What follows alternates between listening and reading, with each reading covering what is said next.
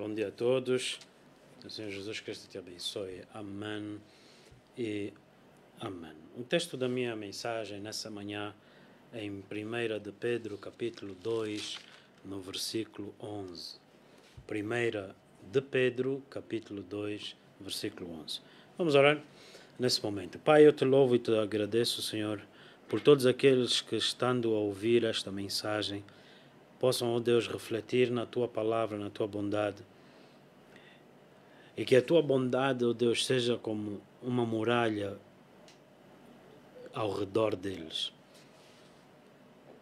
Tendo confiança em Ti, Senhor, vivendo, ó Deus, livres, porque o amor de Deus lança fora todo o medo, mas livres de todas as ciladas e artimanhas, ó Deus, que atentam para impedi-los na comunhão com o Pai.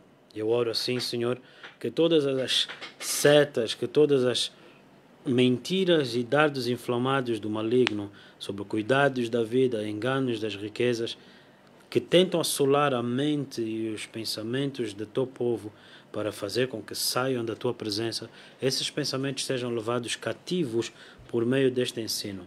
Vem arrancar toda a podridão, todas as mentiras, toda a manifestação de bruxaria que tem estado a tentar a vida de homens e mulheres chamados para estar na tua presença. Em nome de Jesus Cristo de Nazaré, declaramos que somos mais do que vencedores, em nome de Jesus. Amém e amém.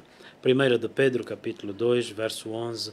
Amados, peço-vos como a peregrinos e forasteiros, que vos abstenhais das concupiscências carnais que combatem contra a alma, tendo o vosso viver honesto entre os gentios, para que naquilo que falam mal de vós, como de malfeitores, glorifiquem a Deus no dia da visitação pelas boas obras que em vós observem.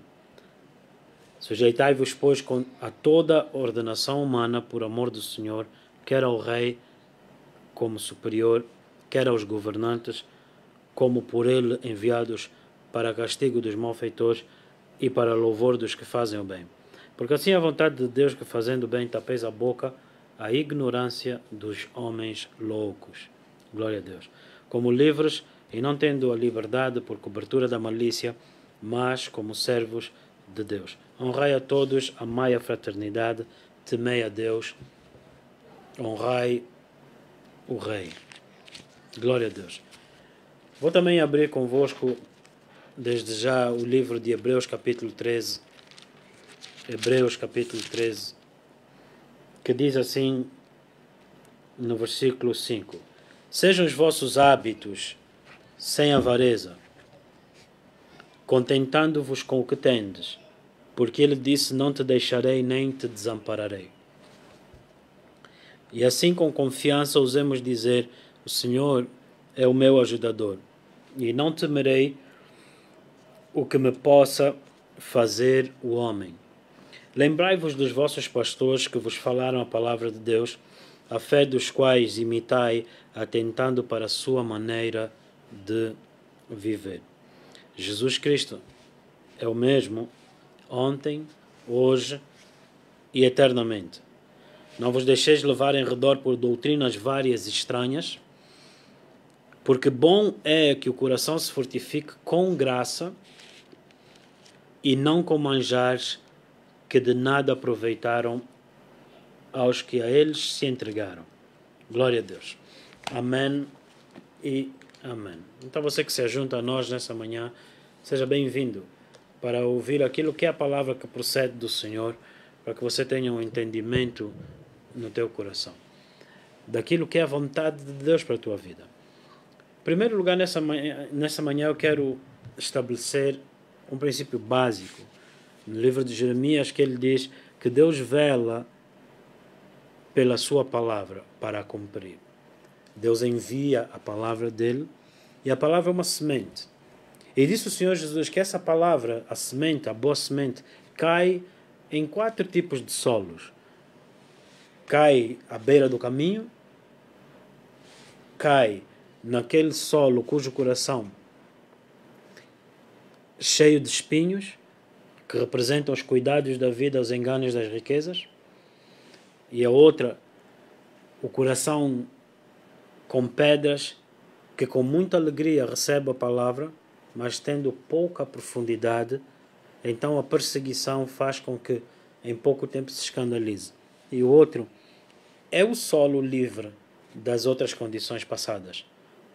Aquele que dá 30, 60 e a 100 por um. Então o nosso objetivo em Cristo é realmente que o teu coração, você prepare o teu coração para ser um coração livre das pedras que sufocam a palavra, no sentido de limitar o crescimento da palavra na tua vida, que fazem com que você seja uma pessoa superficial nas coisas de Deus, dos espinhos, dos cuidados da vida, que sufocam a palavra de Deus, e daqueles que receberam a palavra e não entenderam a palavra, e logo o diabo as rouba.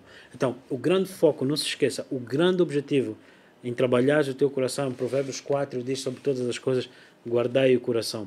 Você tem que guardar o teu coração de não entender a palavra, ou de falta de entendimento e por sua consequência roubo da palavra que você ouviu, de lidar com o teu coração para não permitir que no teu coração surjam espinhos, que são as preocupações dos cuidados da vida, os enganos que as riquezas prometem, que acabam por ser enganos, e o outro que é um coração com pedras, um coração endurecido, que muito bom gozo, ânimo, uau, glória a Deus, mas que impede que a raiz se torne profunda. Então, vindo o sol, ele mata aquilo que cresceu, porque não tem muita estrutura. Então, lute, ore, busque em jejum, busque em oração. A Bíblia diz, buscai o reino dos céus e a justiça de Deus, e todas as coisas vos serão acrescentadas. Então, deve ser nosso objetivo de buscarmos ao Senhor de modos a que nossos corações limpos, possamos, limpos como João 15, verso 3 diz, vós estáis limpos pela palavra que vos falei, e uma vez que o coração limpo, agora você possa, como Salmos 119, verso 11 diz, entesourei tua palavra no meu coração para não pecar contra ti. Ou seja, não permitir pedras, não permitir espinhos, não permitir a falta de entendimento sobre o meu coração para que eu não pudesse compreender tua palavra. Sobre a falta de entendimento, eu quero rapidamente abrir aqui no livro de Oséias, em que ele diz algo extremamente profundo, que muitas das vezes passa pela avenida de lado e acabamos por não captar. No livro de Oséias, capítulo 4, ele diz algo muito interessante. Comerão, mas não se fartarão. Entregar-se-ão à luxúria, mas não se multiplicarão, porque deixaram de olhar para o Senhor. Depois ele diz no versículo 11, a incontinência e o vinho, o mosto, tiram a inteligência. O meu povo consulta a sua madeira e a sua vara lhes responde, porque o espírito de luxúria os engana, e eles se corrompem, apartando-se da sujeição ao seu Deus. Então ele diz no versículo 6, o meu povo foi destruído porque lhe faltou conhecimento, porque rejeitaram o conhecimento. Também eu rejeitarei, para que não sejam mais sacerdotes diante de mim, visto que te esqueceste da lei do teu Deus, também eu me esquecerei de teus filhos. Interessante que a promessa do Senhor, ao falar conosco, para a nossa geração, para a nossa vida, tem também uma ligação com as futuras gerações. Então, aquilo que nós semeamos hoje certamente será colhido por outros no dia de amanhã. É muito importante a mensagem que você vai ouvir, porque ele diz, amados como a peregrinos e a forasteiros. Se você analisar esses dois termos, é muito interessante, porque o peregrino é aquele que está de passagem. Mas ele não disse só que estou de passagem, sendo deste lugar, agora passo para o outro. Ele disse não, peregrinos, e depois ele diz estrangeiros ou forasteiros. Então, eu sou não deste mundo, e estou no mundo, mas passageiramente. Então ele diz, cuidado para que não firas o teu coração, a tua alma, com os desejos da carne. Ainda no livro de Hebreus, Também eu vou abrir aqui rapidamente e aqui construir só a nossa ideia da nossa mensagem no dia de hoje. No livro de Hebreus, algo muito importante que ele diz no capítulo 12. Segui a paz com todos e a santificação, sem a qual ninguém verá o Senhor. Tendo cuidado que ninguém se prive da graça de Deus, e que nenhuma raiz de amargura brotando vos perturbe, e por ela muitos se contaminem.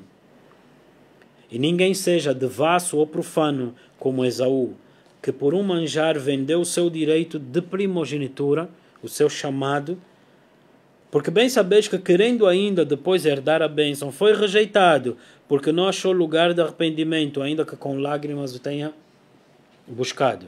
Logo, ele diz, cuidem-se para que ninguém se prive da graça de Deus. Hebreus 13:5 diz que o alimento da graça é que fortifica o coração. A graça. Então você não pode se privar da graça, porque você vai enfraquecer o teu coração. E um coração abatido, quem pode governar? Nessas passagens que nós lemos aqui, elas são muito dirigidas para um povo que é chamado por Deus, estrangeiro e peregrino, naquilo que Deus tem os chamado a fazer, para que eles se dediquem na vontade de Deus, e isso em todas as áreas da tua vida, não separando a vida com Deus à parte e a tua vida pessoal de lado. Não. Nós buscamos o reino dos céus e sua justiça. E então vivemos na terra e somos obedientes à palavra de Deus, e desta maneira somos então úteis a Deus. Então Deus governa, porque Ele não faz nada sem antes revelar os seus profetas. Então eu queria falar nessa manhã para pessoas cujos corações estão perturbados, e pode ser que elas até já nem se apercebam que é perturbação do coração. Tenho estado a meditar e a ouvir o Senhor falar comigo durante essa semana toda. Terça-feira preguei uma mensagem sobre o livro de Ageu, onde dizia que o povo desprezava a casa do Senhor, a casa de oração, os seus ministérios, porque eles diziam que era tempo de cuidar das suas vidas.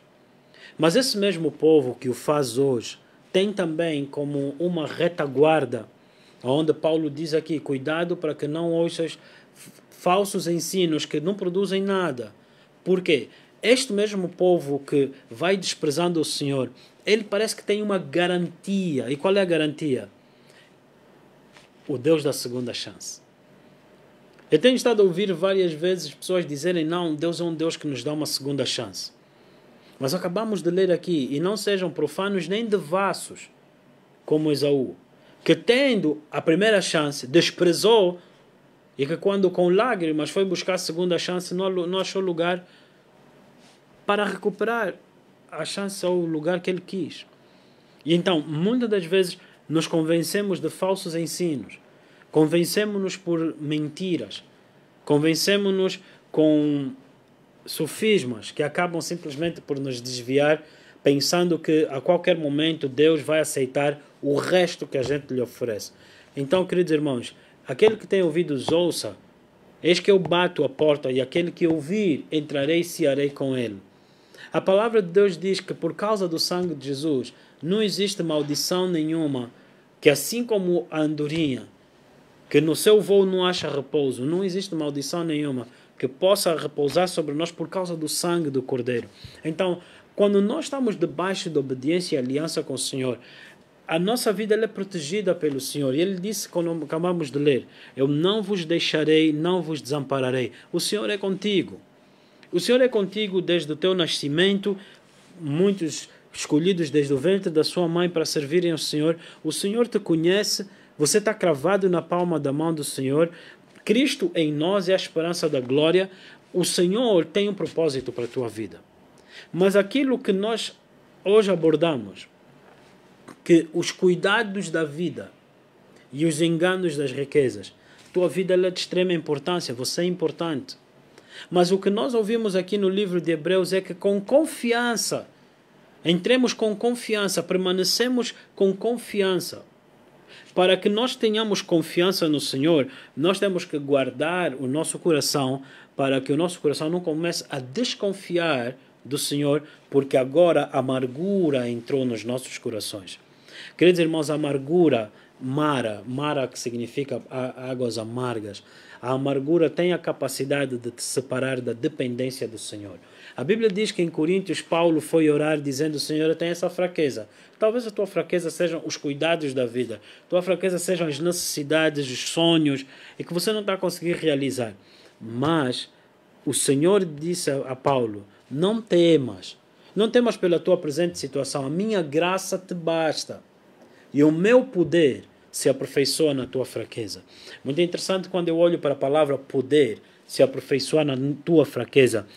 2 vezes na Bíblia nós ouvimos falar do poder do Espírito Santo. Em primeiro lugar, o poder vem do Espírito Santo. Mas temos 2 passagens muito interessantes em que o Espírito Santo aborda para a igreja, capacita a igreja com poder. E nessas 2 questões eu gostaria de te mostrar exatamente no tema da nossa mensagem. Deuteronômio 8, verso 18, diz que é Ele quem te dá poder para adquirir riquezas. Em Atos capítulo 1, verso 8, diz: receberás poder ao vir sobre vós o Espírito Santo e serás minha testemunha. Glória a Deus. Então, eu construí dessa maneira esse pensamento para que você entendesse que existem extremos em que muitas das vezes nós cometemos erros e nós somos chamados a ter equilíbrio. Porque muitas das vezes há pessoas que dizem assim: não, eu vou me dedicar completa e unicamente ao Senhor, não vou mais me dedicar às coisas do mundo. Você tem que se lembrar que você não é chamado a comer mel e gafanhotos e se vestir com peles de cordeiro, como foi João Batista. Você tem sim, senhora, que ter o teu coração para o Senhor. Mas, também como nós lemos no livro de Hebreus, contentai-vos com o que tendes. Então, nós não estamos a falar de extremos. Nós estamos a falar da plenitude, onde o Espírito Santo, por meio do seu poder, capacita homens a adquirirem riquezas, e o mesmo Espírito Santo capacita outros homens a serem suas testemunhas. Então, que maravilha entender que andar com Deus, você não é desequilibrado. Em que você tem a tua parte, a tua vida, e o Senhor providencia para a tua vida, mas que a tua vida é uma carta escrita pelo Espírito Santo para você ser a testemunha dele. Então, quer rico, quer pobre, você é chamado a ser cheio do Espírito Santo para ser sua testemunha. Então, quer você tenha sonhos ou teus sonhos se realizaram, você foi chamado para ser uma testemunha do Espírito Santo para essa geração. Testemunhas da ressurreição de Cristo. Eu queria falar contigo, principalmente muitos jovens, que no auge da sua juventude, eles lutam para ir atrás dos seus sonhos. E esse ponto é um ponto importante que eu vou falar. Muitos estão feridos no seu interior. Eles não conseguem reconhecer como uma ferida.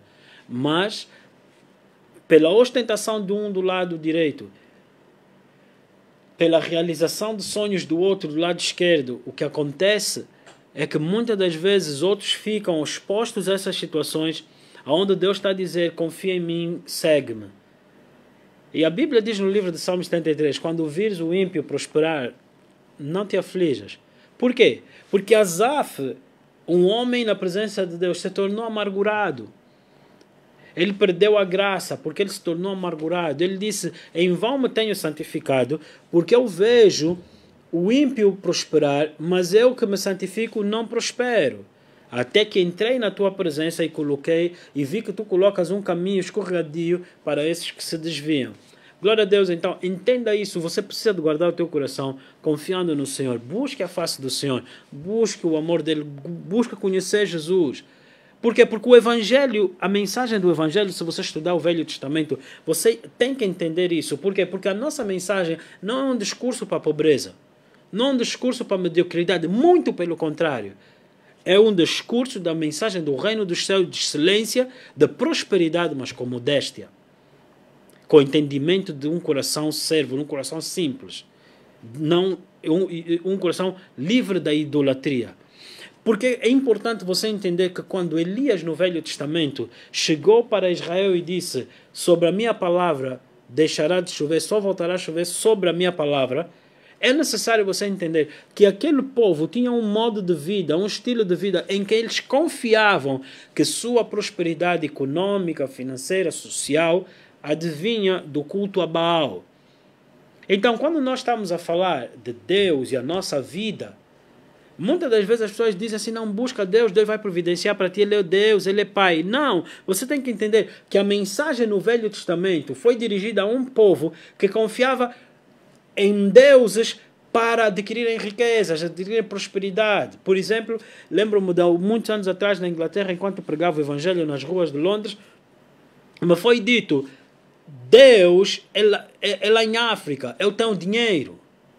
Se você parar e ouvir novamente o que eu acabei de dizer, Deus é lá em África, eu tenho dinheiro. Além de ser uma mentira que a África busca Deus por causa do dinheiro, mas é uma verdade que muitos estão dentro da igreja só porque não têm dinheiro. Logo, é lógico que nós seríamos logo vistos, especialmente pastores, vistos como alguém que tem um ministério, pregação do Evangelho, como fonte de lucro. Mas no livro de Hebreus nós lemos, tende como exemplo os vossos, ou 1 de Pedro, perdão, tende como exemplo os vossos pastores. Imitai a fé deles. Imitai a fé deles no modo de viver. Agora eu gostaria de te perguntar, se você não estava lá, se você não tem vídeos, se você não tem fotografias do tipo da casa dos pastores, do tipo de vestes dos pastores, do tipo de comida dos pastores, logo, como é que você pode assumir que era assim? Você não pode assumir. Um dos principais erros que tem estado a acontecer é que nós assumimos a interpretação de um texto. Qual era o estilo de vida dos pastores? Número 1, Deuteronômio 8:18 e Atos capítulo 1, verso 8. Cheios do Espírito Santo, e o Espírito Santo, queridos irmãos, cheios do Espírito Santo para a obra do ministério, e o Espírito Santo providenciava todas as suas necessidades. Atos capítulo 28, nós lemos exatamente esse ponto. No versículo 7 diz assim, no versículo 8, aconteceu estar de cama enfermo de febres e disenteria o pai de Públio, que Paulo foi ver, e havendo orado, pôs as mãos sobre ele e o curou. Feito, pois, isto, vieram também ter com ele os demais da ilha, que tinham enfermidades e sararam. Então Paulo foi até uma ilha ver Públio, mas de repente, curando uma pessoa, a palavra se espalhou e todos vieram para ser curados. Glória a Deus. Então Paulo está no dia a dia dele, não está a ministrar, amém? Ele está simplesmente... Por 3 dias, no versículo 7 diz que ele foi hospedado benignamente por Públio por 3 dias e de repente a cura daquele homem aconteceu. Por quê? Porque Públio fez espaço para a unção. Paulo era ungido do Senhor. Ele fez espaço e a unção visitou aquela casa, como nós lemos no Velho Testamento, que Obed-edom por 3 meses deixou a arca da aliança de Deus em sua casa e tudo prosperou. Lemos também que aquela mulher sunamita, ela fez um quarto para o profeta Eliseu e o que aconteceu? 1 ano depois ela teve um filho. Quando o filho morreu aos 12 anos, o filho ressuscitou. Por quê? Porque a graça estava lá na sua casa. O tema dessa mensagem, nessa manhã, é que você não feche o teu coração, ou não abra o teu coração para espinhos consumirem e sufocarem a palavra, pedras impedirem que você tenha profundidade, e assim você se privar da graça. O que você mais precisa da graça. E nós vemos aqui Públio, um homem inteligente, espiritualmente falando, recebeu e acolheu a graça de Deus sobre a sua casa na forma do apóstolo Paulo. E diz aqui assim, que feito isto, vieram também ter com ele os demais que na ilha tinham enfermidades e sararam. A palavra espalhou-se rapidamente. Não precisou de rádio. A palavra espalhou-se. Quando nós recebemos o Evangelho com gratuidade, com graça, recebemos o Evangelho com gozo, a palavra se espalha. Quero te perguntar uma coisa, o que tem te impedido de espalhar a palavra? Muitas das vezes nós, na nossa geração, gastamos mais em termos de publicidade, digamos assim, em termos das igrejas. Por quê? Porque os membros da igreja, eles retêm a palavra. Por que eles retêm a palavra? Nós acabamos de falar. Os corações deles estão sufocados com espinhos, os cuidados da vida. Vamos chegar lá daqui a bocado. A infertilidade não dá frutos por causa da rocha nos seus corações. Então diz aqui assim, no verso 10, esses mesmos que foram curados nos distinguiram também com muitas honras e, havendo de navegar, providenciaram todas as coisas necessárias para o nosso ministério. Então, nós entendemos aqui qual era o estilo de vida que nós devemos imitar os pastores. Aqueles que pela fé e paciência alcançaram a promessa. Na tua mente você leu que eram pobres. Não é verdade isso? Eles não podiam ser pobres, porque não existe nenhum homem que tenha o Espírito de Deus que seja maldito. Pobreza é uma maldição. Mas você vê em questões factuais, Pedro quando se desvia, Pedro volta e Jesus encontra Pedro desviado aonde? No ponto de encontro que Jesus teve com Pedro. Onde é que Jesus chamou Pedro?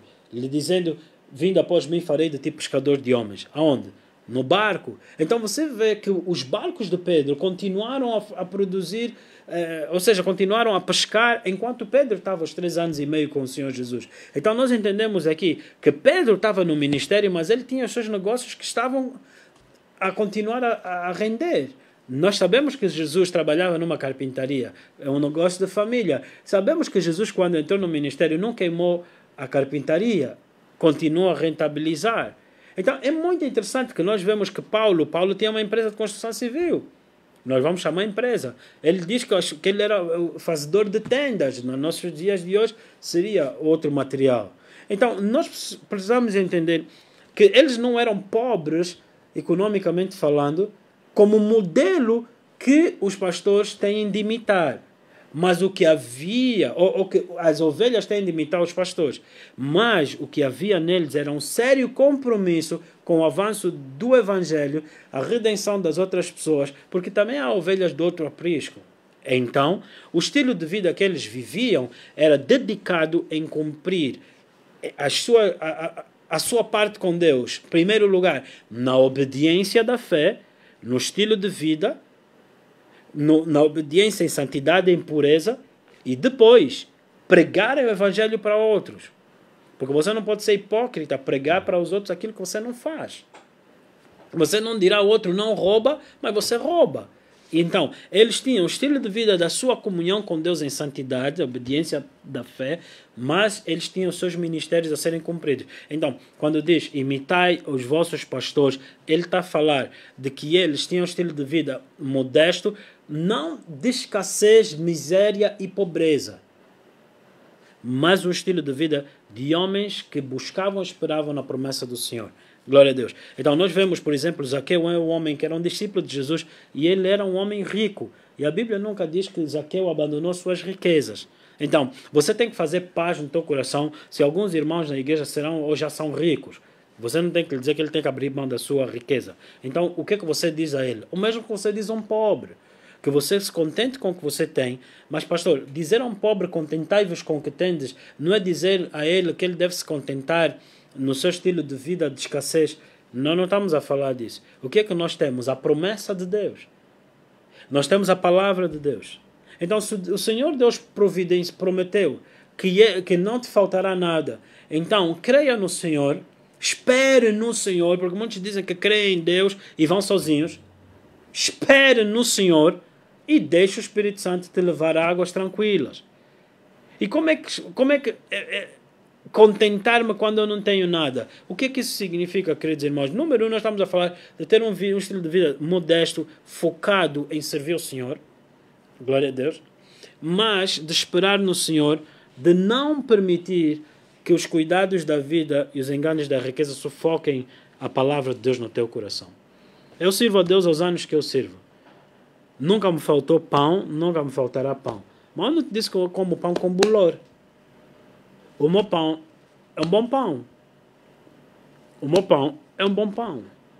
Eu não como migalhas, eu como um bom pão. E assim será na tua vida também. O Senhor tem abundantes promessas, abundantes riquezas para te entregar. Porém, falamos nessa noite de um coração modesto, de um estilo de vida, de um contentamento com aquilo que Deus nos deu. O que eu tenho da parte de Deus me basta.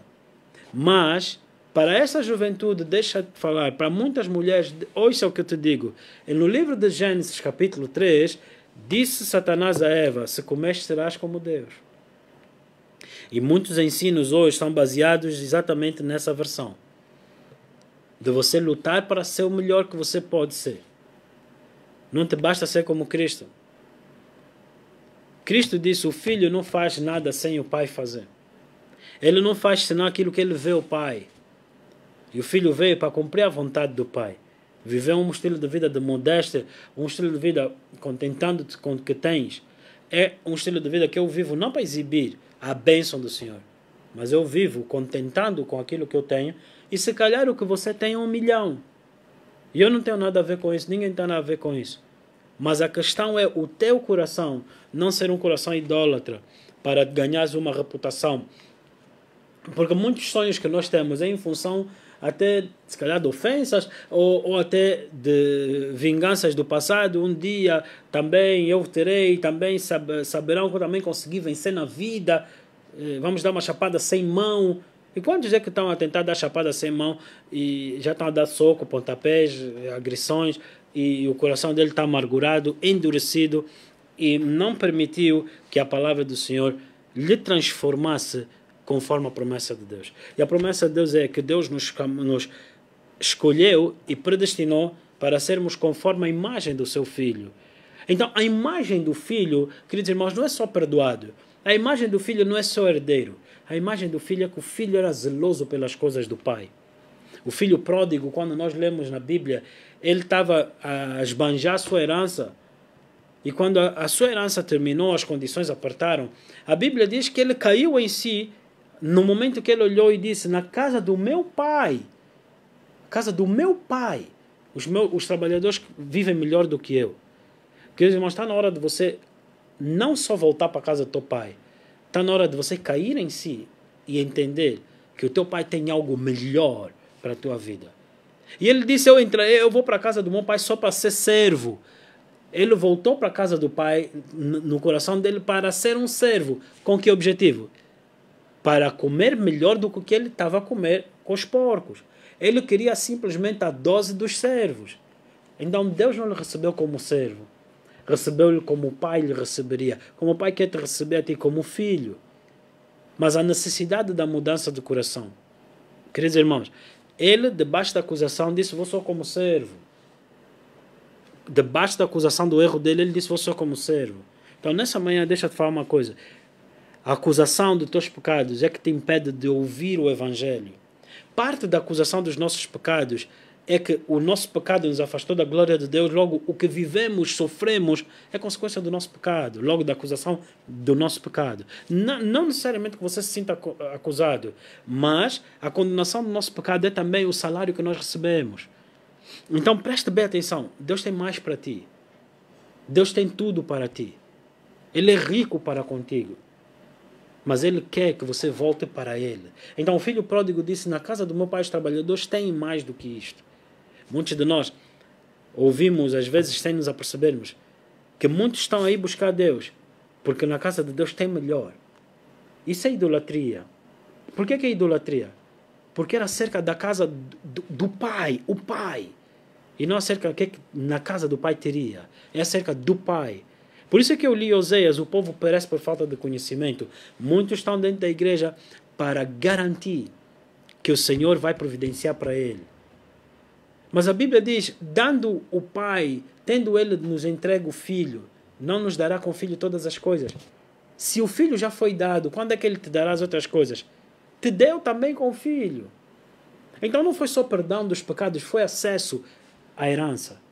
Não foi só vencer sobre os teus inimigos, foi também te coroar com glória. Nessa manhã, eu oro para que você atente para a minha mensagem. Olha para o coração do Pai. Uma pergunta que diz no livro de Isaías 53. Quem creu na nossa pregação? Mas no livro de Isaías capítulo 6 ele diz, quem irá por nós? O filho pródigo foi para casa simplesmente para ter aquilo que era a porção dos trabalhadores. Mas o pai estava à procura de um filho que ocupasse o lugar do pai. Quem irá por nós? Você irá por Deus. Quem irá para a sociedade e representará? Quem trabalhará na sociedade representando o Pai? Quem viverá a sua vida nessa geração representando o Pai? Muitos de nós vivemos para representar nossos sonhos, representar nossos ideais, expectativas das nossas famílias. Então nossos corações são espinhosos pelas preocupações dos cuidados da vida. Um pouco mais, um pouco ali, um bocado ali a mais. E eu quero te mostrar isso. Não temos nada, e não pense que nós estamos a falar aqui nessa manhã contra a teologia da prosperidade. Cuidado com isso. Porque o diabo muito sabe que Deus criou o mundo por meio da palavra. Então o diabo coloca até escândalos à tua frente e te pergunta o que é que dizes disso. Então você se coloca a ver alguém que errou na área financeira e você pega e começa a criticar para descobrir que amanhã você tem escassez financeira. Outros criticam milagres, outros criticam cura para descobrir que daqui a 2 dias você está doente.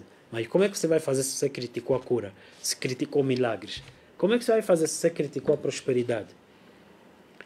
Queridos irmãos, prosperidade e abundante veio de Deus. Porque não poderia haver prosperidade se não existisse a vida. Deus é quem criou tudo. Logo, Deus não está atrapalhado com quanto dinheiro um homem tem. Mas Deus atenta para o coração do homem. E Deus disse que atentou para o coração de Salomão e disse: Salomão, porque vi o teu coração, porque me pediste sabedoria, te darei todas as riquezas além daquilo que tu possas entender. Então, Deus não está preocupado com a quantidade de dinheiro que o homem tem. Por que você se preocupa com isso?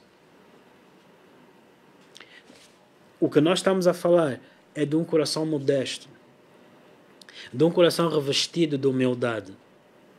Queridos irmãos, sempre haverá ricos, como a Bíblia diz, sempre haverá pobres. Mas nós estamos a falar de um coração que se contenta com o que tem. Quando eu me contento com o que tenho, eu preciso disso para poder fazer aquilo que é a obra que Deus me deu. Começando, número 1, imitando os meus pastores. Como é que os pastores vivem? Cheios do poder do Espírito Santo para ser suas testemunhas e também capacitados pelo poder do Espírito Santo para suprir todas as suas necessidades. Uns trabalhando com as suas próprias mãos, outros, como a Bíblia diz, aquele que vive do Evangelho, prega o Evangelho, viva do Evangelho. Queridos irmãos, eram homens focados em servir o Senhor de todo o seu coração. Não eram homens pobres, miseráveis, que você quer fugir dessa ideia. Quando ele diz, imitai os vossos pastores, aqueles que herdaram pela fé, ele não era pobre, pela fé eles herdaram as promessas. Então, nessa manhã, eu queria te encorajar a limpar o teu coração, a te aquietares em nome de Jesus e permitir tempo na tua vida de qualidade para investir na tua comunhão com Deus. Queridos irmãos, quando você trabalha muito e tem uma agenda apertada, é quando você mais precisa de orar. Quando você tem tempo para se dedicar aos negócios, você também tem tempo para se dedicar em buscar a face do Senhor. Então, quando eu busco a face do Senhor em negócios, no trabalho, eu busco sabedoria de Deus. Como é que eu devo fazer isso? O que é que vai glorificar o teu nome? Como é que eu devo proceder nisso? Muitos contratos, às vezes, nós vamos ter que rejeitar, porque o Espírito Santo testifica em nós, isso não é para ti. Eu conheço um pastor que o Senhor falou com ele dizendo, submeta a tua carta de demissão dessa empresa. 1 mês, 2 meses depois, quando ele submeteu a carta de demissão, essa empresa foi arrestada. Foi levada num processo. Imagine só como você é dirigido por Deus a águas tranquilas. Poder do Espírito Santo para adquirir riquezas. O Senhor teu Deus não falhará contigo. Então o segredo da vida humana é que Deus criou o homem para governar através dele. Mas Deus criou o homem para ter essa comunhão ouvindo a voz do Espírito Santo. A inquietação dos cuidados da vida, os enganos das riquezas, sufocam o teu coração, sufocam a palavra. Você não consegue ouvir Deus. Você está mais preocupado com o que as pessoas vão pensar, vão dizer de ti. Então, Hebreus 2,15. Por medo da morte, se sujeitam à escravidão. Por medo de não ter, se sujeitam a isso.